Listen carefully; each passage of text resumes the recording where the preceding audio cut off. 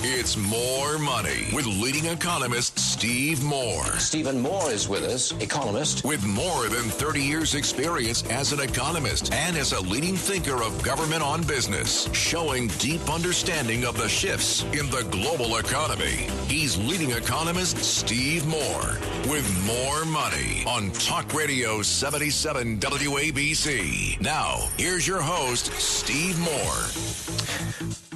We are back, folks. This is the More Money Show on WABC, and let's get right down to it because I'm so excited. We have one of the best governors in America, and we have one of the best Republicans and a guy who ran for president this time and really acquitted himself so well. I think America kind of fell in love with Doug Burgum. If he had been running against anybody but Donald Trump, I think he would have won that race. I got to know him earlier this year and was just so impressed by Doug Burgum. So, Doug, I'm so appreciative, Governor, of you joining us this afternoon.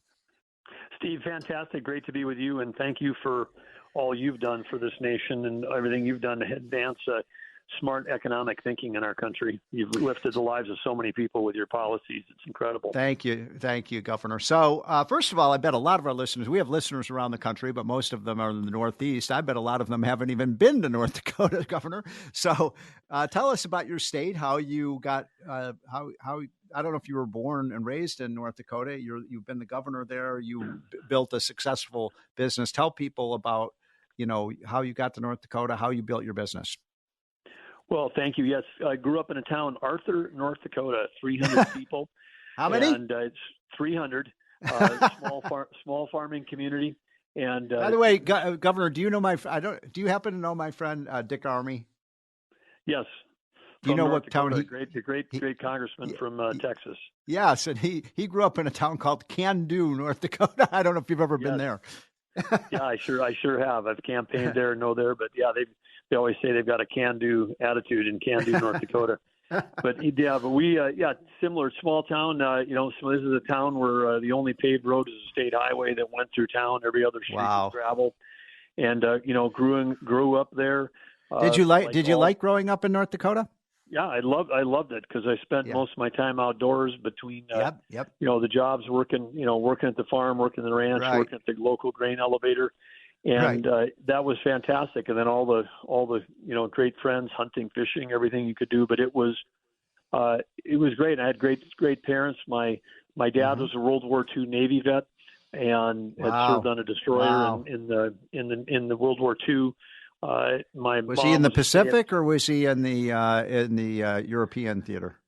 Well, he was in the Pacific. He was one of the guys that signed up after Pearl Harbor. Wow. Had a college degree from North Dakota State, so they put him in the 90-degree.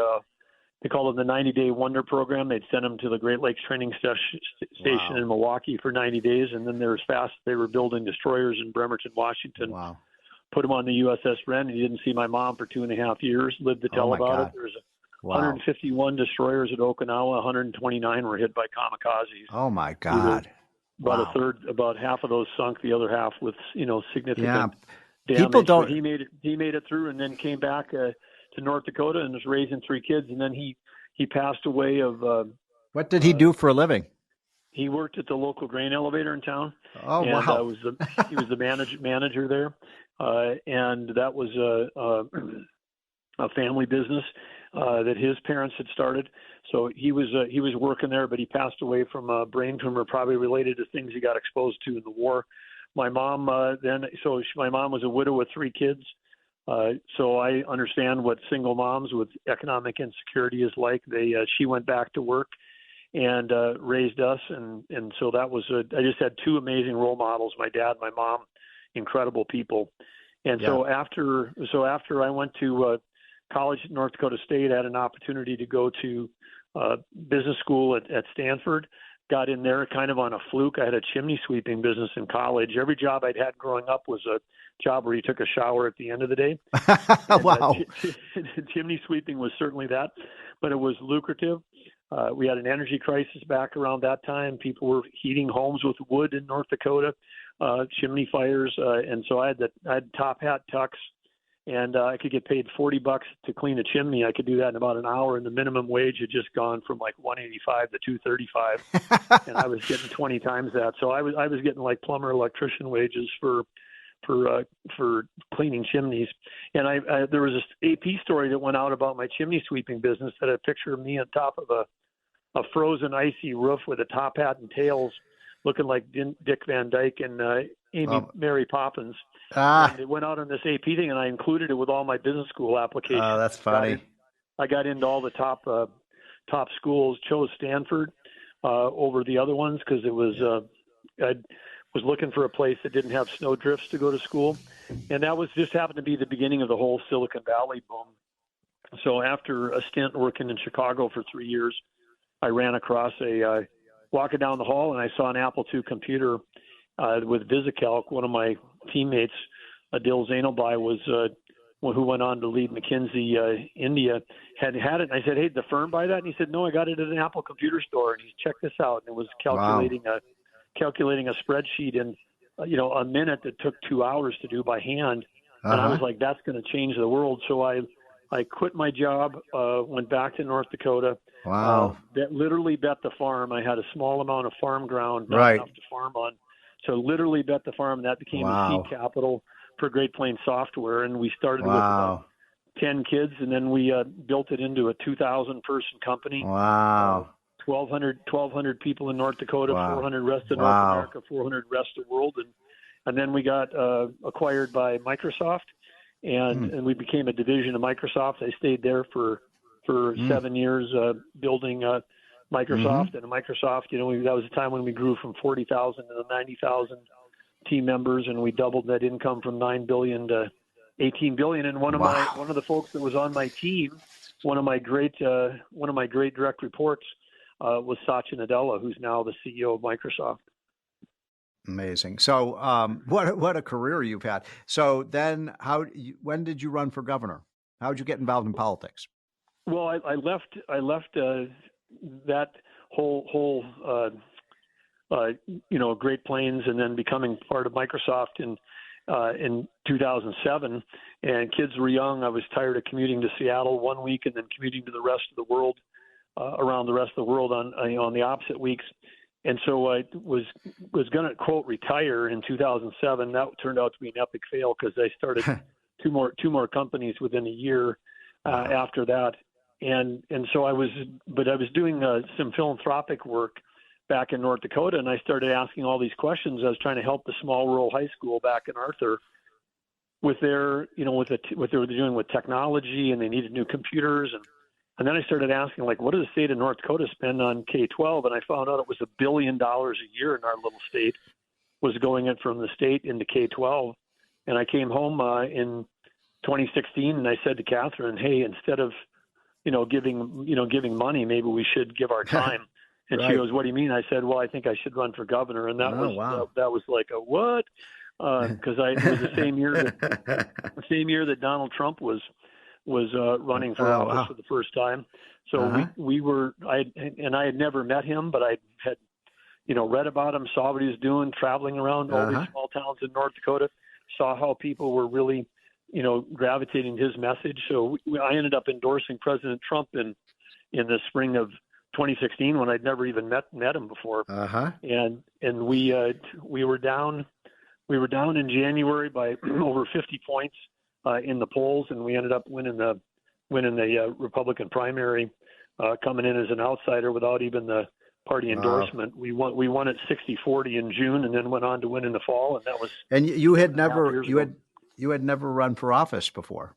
Nope. On my whole after Microsoft, I ended up being chair of Success Factors, which was a public company, which we sold to SAP.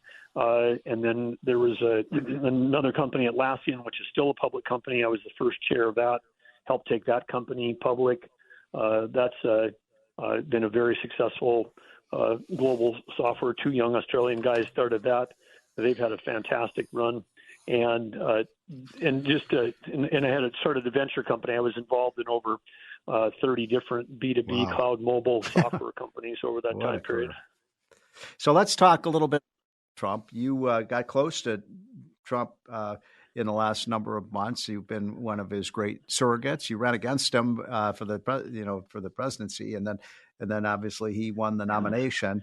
And you two have become close. What's your what do you think about Donald Trump? I mean, he's kind of larger than life in a lot of ways. But when you first met him, what was your impression? And I think you two are obviously you're very different in many ways, but you're very similar in the sense that you both are incredibly successful businessmen, and that's what we need in Washington. Yes. Well, it's been a great relationship with President Trump from the get-go. We won the same night, and what a thrill that was. We kind of knew we were going to win in North Dakota, but that night he beat Hillary Clinton. That was exciting because then it's like, wow, I'm going to get a chance to work with him as a governor. And he did so many things. I mean, he understood that the states created the federal government, not the other way around. They were cutting regulation, and you were part of that team. You're cutting regulation and just driving responsibility back to the states where it should be. And some of those moves were super helpful for North Dakota because our economy, we were moving towards value-added energy, value-added agriculture. We were doing a lot of things trying to attract capital and talent to our state. And during that time, I mean, that set us on a path, where today we've got among the lowest unemployment, the highest workforce participation. We do have the highest GDP growth of any state in the nation. We're among the fastest growing in terms of population, even though we're a big state, small population, but percentage-wise, we've had a great surge of growth in the last 10 years, and all that now is in spite of, because when President Trump, when we were working with him, it was like having this, beautiful breeze at your back. And then when Joe Biden got in, and the full-on assault on the energy industry. Yeah. And when you're going after energy the way Joe Biden is, they're going after liquid fuels. They're going after internal combustion machines. Yep. And when you go after internal combustion machines, you're also killing agriculture, because the ag markets now in America are completely determined by the fuel component, ethanol and biodiesel, versus the food component. So if he kills the internal combustion machine, Joe Biden is going to cause a collapse in agriculture like we haven't seen, maybe since the 1930s. Governor, we have to take a quick break. Could I hold you over for? I'd love to ask you a few more questions, but I don't want to abuse your time. How are you looking? No. I'd love to stay on. Okay. All right. So we're going to take a quick break, folks. I'm talking to Doug Burgum, the great governor of North Dakota, who I think will be the chief of staff for Donald Trump when he becomes president. We'll be right back. This is WABC. You're listening to the More Money Show. It's More Money with leading economist Steve Moore. Stephen Moore is with us, economist. With more than 30 years experience as an economist and as a leading thinker of government on business, showing deep understanding of the shifts in the global economy. He's leading economist Steve Moore with More Money on Talk Radio 77 WABC. Now, here's your host, Steve Moore. Welcome back, folks. This is Steve Moore. This is the More Money Show, and it is my great privilege to have on with me Doug Burgum, who is the governor of the great state of North Dakota. It was one of the people who ran for president this year, and I think he probably would have won if it had not been for the fact that he ran into Donald Trump, who, of course, is the nominee and I think will be the next president. But Governor, first of all, thanks again for joining. We've got about 5 minutes left, and I just wanted to ask you about, I think you would be Trump would be well served to have you maybe as his chief of staff or his director of the commerce in the country. Would you be willing to serve? Because I think you are so needed. And I want to make one other quick point, if I may, and then get your reaction. Have you been following what's going on with the transportation and the flights all over the country? Are you paying attention to that at all, Governor? Yes, for sure. Okay. Well, it is a disaster. I don't understand how this can happen in America in the year 2024. It just seems to me we've got an incompetent transportation secretary who's allowed this to happen. He can't even build. He can't even get these charging stations done with $6 billion. This is the kind of incompetence of the Biden administration that we have to get rid of. Well, clearly, and we've seen a lot of it across a lot of different Biden administrations. The the anti-business approach to what they're doing, and whether it's a small family business or a large corporation across the board, it's just incredible. And in North Dakota, we're fighting right now, formally fighting 30 different rulemaking and mandate efforts back against the federal government that cover over a dozen agencies. From the EPA, Army Corps of Engineers, Bureau of Land Management, U.S. Fish and Wildlife, you name it, the kinds of things. I mean, I was just talking to a farmer in North Dakota this morning, and he was showing me pictures from a small plain in their land where 20% of the land is underwater because U.S. Fish and Wildlife has got rules that prevent them from doing proper drainage. I mean, this is nothing that would be. Is this because of the what do they call this? That law, I'm blanking out. Waters of the USA is part of it, right? Where they're trying to say that if you have like a puddle in your field, it's a federally controlled water, and so these, when we have things like this, I mean, he just said, hey, look, our farm right here, we could be 20% more productive on our farm without these crazy rules. And part of this is getting the regulation back to the state level, back to the local level. Nobody cares more about the land, the water, the soil health than the people that are farming there. They're not trying to do anything to damage that or the wildlife. They understand these resources. But you got bureaucrats in Washington, D.C., burying our country, burying small business and regulations in places they've never even visited. So it is imperative that President Trump gets back in office because, again, with folks like you at his side, cutting taxes. We've had the largest tax cuts in the history of North Dakota. We've been able to do that. At the same time, we've built up almost $30 billion in reserves because we figured out a way to actually, drive clean oil production. Even carbon negative, if you want that, with enhanced oil recovery, putting CO2 in the ground, we can give you a barrel of oil that's net negative in terms of CO2. What the federal government's trying to do with this EV mandates, which are ridiculous, that's over $900 a ton for every ton of CO2 avoided. We're doing it in North Dakota for $60 to $85 a ton. So if that's the problem, let us solve it 10 to 15 times more efficiently than the federal government is. Governor, I think that maybe you could move to New York or New Jersey and become the governor there. I mean, because they have such incompetent leadership in those blue states. Last thing, I mean, would you be willing to serve in this administration? Because as I said earlier, I think you're so needed because we don't have enough people with business experience, in these agencies.